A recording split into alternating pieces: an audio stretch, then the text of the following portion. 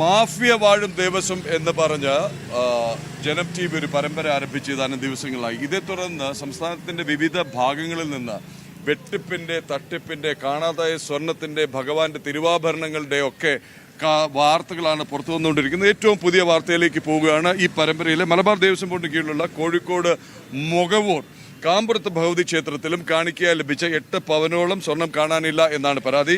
മുൻ executive officer നടത്തിയ ക്രമക്കേടുകൾ ചൂണ്ടിക്കാട്ടി ക്ഷേത്ര ഭാരവാഹികൾ ദേവസ്വം മന്ത്രിക്ക് പരാതി നൽകിയിട്ടും നടപടിയില്ല എന്നാണ് റിപ്പോർട്ട്.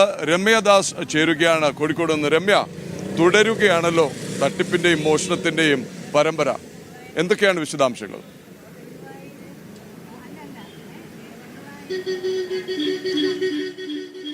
തീർച്ചയായും പ്രദീപ് പിള്ള, ഇപ്പോൾ കോഴിക്കോട് ജില്ലയിൽ എടുത്ത് നോക്കുകയാണെങ്കിൽ ഇതിനു മുൻപ് ബാലുശ്ശേരി വേട്ടയ്ക്കൊരുമകൻ പരദേവതാ ക്ഷേത്രത്തിൽ 20 പവനോളം സ്വർണം കാണാതായതൊരു പരാതി വന്നിരുന്നു.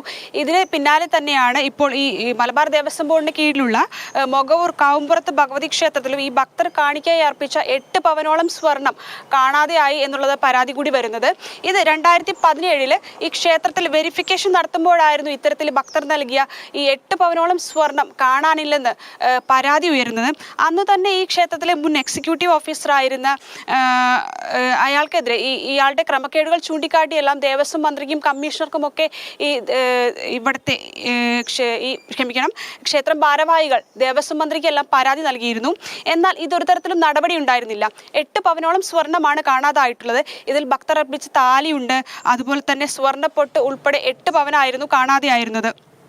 ഇതിൽ തുടർന്ന് ഈ വെരിഫിക്കേഷൻ പിന്നീട് ഈ 2017 ഈ ഒരു സ്വർണം കാണാതെയായത് കണ്ടെത്തിന് തുടർന്നുണ്ടായിരുന്ന വർഷങ്ങളിലെല്ലാം ഈ വെരിഫിക്കേഷൻ നടന്നിരുന്നു. ഇതിലെല്ലാം ഇത്തരത്തിൽ ഈ സ്വർണം കാണാനില്ല എന്നുള്ള റിപ്പോർട്ടുകളും വന്നിരുന്നു. പക്ഷേ ഇതിനെതിരെ ഈ ദേവസ്വം വകുപ്പോ അല്ലെങ്കിൽ ക്ഷേത്രം അധികൃതരോ യാതൊരു നടപടിയും കൈക്കൊണ്ടിരുന്നില്ല. വീണ്ടും ഈ 2024 ഒക്ടോബറിലാണ് ഇത് സംബന്ധിച്ച് വീണ്ടും ക്ഷേത്രം ഭാരവാഹികൾ ദേവസ്വം മന്ത്രിക്കും അതുപോലെ തന്നെ കമ്മീഷണർക്കും പരാതി നൽകിയിട്ടുള്ളത്. എന്നാൽ ഇതിലും ഒരു അന്വേഷണവും ഇതുവരെയും നടക്കുന്നില്ല. ഇതിൽ ഭക്തരും വളരെയധികം ഭക്തരും ഈ കാര്യത്തിൽ വളരെയധികം ഇതിലാണ്. എന്നാൽ ഇതിൽ വിചിത്രമായ ഒരു സംഭവം കൂടി ഈ വിഷയവുമായി ബന്ധപ്പെട്ട് പുറത്തു വരുന്നുണ്ട്. അതായത് ഈ ക്ഷേത്രം എക്സിക്യൂട്ടീവ് ഓഫീസറായിരുന്ന ബാലകൃഷ്ണൻ ആയിരുന്നു.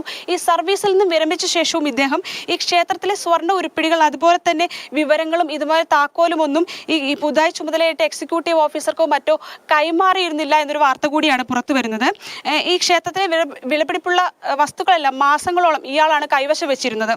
ഈ ഒടുവിൽ ഈ ഭക്തരുടെ എല്ലാം പ്രതിഷേധം ശക്തമായതിനെ തുടർന്നാണ് ഇദ്ദേഹം ഇത് ക്ഷേത്രത്തിൽ തിരിച്ചേൽപ്പിക്കുന്നത്. ഒരു പൊതുപ്രവർത്തകനായ കൃഷ്ണനുണ്ണി മുഖവൂരായിരുന്നു ഇത്തരത്തിൽ ഈ ക്രമക്കേടുമായി ബന്ധപ്പെട്ട ഈ വാർത്ത പുറത്തു കൊണ്ടുവരുന്നത്. ഈ സത്യത്തിൽ ഈ ഹിന്ദു ധർമ്മസ്ഥാപന വകുപ്പ് അനുസരിച്ച് ക്ഷേത്രത്തിലുള്ള ഭക്തർ കാണിക്കയായി നൽകുന്ന വസ്തുക്കളെല്ലാം തൂക്കം അതുപോലെ തന്നെ അതിൻ്റെ അളവ്, എണ്ണം എല്ലാം തിട്ടപ്പെടുത്തി ലോക്കറിൽ സൂക്ഷിക്കണമെന്നാണ് നിയമം. പക്ഷേ ഇതൊന്നും ഇവിടെ നടപ്പായിരുന്നില്ല. ഇതിൽ എണ്ണം മാത്രമായിരുന്നു. അതായത് 8 പവനോളം സ്വർണം ഉണ്ടായിരുന്നു എന്ന് നമ്മൾ നേരത്തെ പറഞ്ഞു. ഇതിൽ സ്വർണ്ണ താലിയുണ്ട്, അതുപോലെ തന്നെ പൊട്ടുണ്ട് ഉൾപ്പെടെയുള്ള വസ്തുക്കളെല്ലാം ഉണ്ടായിരുന്നു. എന്നാൽ ഇതെല്ലാം എണ്ണം മാത്രമായിരുന്നു ഈ രജിസ്റ്ററിൽ ഉൾപ്പെടെ രേഖപ്പെടുത്തിയിരുന്നത്. ഇതിൻ്റെ അളവുകളോ തൂക്കങ്ങളോ ഒന്നും തന്നെ രേഖപ്പെടുത്തിയിരുന്നില്ല എന്നുള്ളതാണ് ഇതിൽ നിന്ന് വ്യക്തമാകുന്നത്. എന്തുതന്നെയായാലും ഈ വിഷയവുമായി ബന്ധപ്പെട്ട് ഭക്തരെല്ലാം വളരെ പ്രതിഷേധത്തിൽ തന്നെയാണ്. കൂടുതൽ ശക്തമായ പ്രതിഷേധം തന്നെയാണ് ഭക്തർ ഉയർത്തിക്കൊണ്ടിരിക്കുന്നത്. എന്നാൽ ഇതുമായി ബന്ധപ്പെട്ട് ഇതുവരെ ആയിട്ടും യാതൊരു തരത്തിലുള്ള നടപടിയോ അല്ലെങ്കിൽ ഈ 8 പവനോളം സ്വർണം കാണാതായി ബന്ധപ്പെട്ട അന്വേഷണമോ ഇതുവരെയും ഒന്നും നടന്നിട്ടില്ല. പ്രദീപിള്ള, വ്യക്തമാണ് കാര്യങ്ങൾ. ഈ ഒരു എക്സിക്യൂട്ടീവ് ഓഫീസർ ക്രമക്കേട് നടത്തുന്നു, അദ്ദേഹം താക്കോല് പോലും കൈമാറാതെ, കണക്ക് കൈമാറാതെ അവിടെ നിന്ന് പോകുന്നു. അദ്ദേഹം ഇപ്പോൾ എവിടെയാണ് എന്നുള്ള എന്തായാലും ഈ വാർത്തകൾ, ഈ അന്വേഷണം തുടരുക തന്നെ വേണം. കാരണം ഒരു ദിവസം ഒരു വാർത്ത കൊടുത്ത് അവസാനിപ്പിച്ചാൽ അവർക്കും അറിയാം എങ്ങും എത്താൻ പോകുന്നില്ല എന്ന്. അത്തരത്തിൽ സ്വാധീനമുള്ളവരാണ് ഇത്തരം ക്രമക്കേടുകൾക്ക് പിന്നിൽ എന്നുള്ളത് വളരെ വ്യക്തമാണ്. മാത്രമല്ല അവർക്ക് വളരെ കൃത്യമായ ഭരണ രാഷ്ട്രീയ പിന്തുണയുണ്ട്. ഒരുപക്ഷെ ഇതൊക്കെ പല തട്ടിപ്പ് സംഘങ്ങളുടെ കണ്ണികളാവാം ഇവർ. അതല്ലെങ്കിൽ ഈ കാട്ടിലെ തടി തേവരുടെ ആര എന്ന മട്ടിലുള്ള ഒരു വെട്ടിപ്പാകം. മനോജ്, ഈ ഒരുപക്ഷെ ജനം ടി വി ഇങ്ങനൊരു പരമ്പര തുടങ്ങിയത് കൊണ്ടാവാം ഇത് വീണ്ടും ശ്രദ്ധയിൽപ്പെടുത്താൻ ശ്രമിക്കുന്നു. കാര്യം മുന്നിൽ വരുന്ന പല തട്ടിപ്പും വെട്ടിപ്പും ക്രമക്കേടും എന്ന് പറയുന്നത് ഇന്നോ ഇന്നലെയോ കഴിഞ്ഞ ആഴ്ചയോ ഉണ്ടായതോ പൊട്ടിപ്പുറപ്പെട്ടതോ അല്ല. മറിച്ച് ദിവസങ്ങളായി, ആഴ്ചകളായി, മാസങ്ങളായി, ഒരുപക്ഷെ വർഷങ്ങളായി നടക്കുന്ന കാര്യങ്ങൾ ഇനി പരാതിപ്പെട്ടിട്ട് കാര്യമില്ല എന്നുള്ള മടുപ്പോടുകൂടി ഭക്തജനങ്ങൾ ഉപേക്ഷിച്ചതാവാം ഈ പരമ്പരയും നമ്മുടെ വാർത്തയും കണ്ട് ഇത്തരം വാർത്തകൾ ഒരിക്കൽ കൂടി നമ്മുടെ ലേഖകരുടെ ശ്രദ്ധയിൽപ്പെടുത്താൻ ഭക്തജനങ്ങൾ വീണ്ടും തുനിയുന്നത്. ഇനിയും ഉണ്ട് വാർത്തകൾ. കാര്യം സംസ്ഥാനം ആകെ ഞെട്ടി നിൽക്കുന്ന, ലോകമെമ്പാടുമുള്ള അയ്യപ്പ ഭക്തർ ഞെട്ടി നിൽക്കുന്ന വാർത്തയുടെ ഏറ്റവും പുതിയ ഡെവലപ്മെൻറ്റ്സിലേക്ക് പോകേണ്ടതുണ്ട്. വിറ്റോ വിശ്വാസം എന്നുള്ള ശബരിമലയിലെ ഞെട്ടിക്കുന്ന തട്ടിപ്പുകളുടെ കഥ. വേഗം മടങ്ങിയെത്താം ശബരിമലയിലെ വാർത്തയിലേക്കും.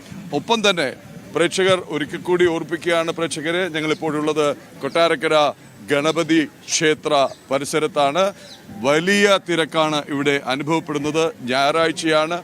പുലർച്ചെ മുതൽ തന്നെ വാഹനങ്ങളുടെയും കാൽനടയായി എത്തുന്നവരുടെയും വലിയ തിരക്ക്, വലിയ ക്യൂ ആണ് ഇവിടെ കാണാൻ കഴിയുന്നത്.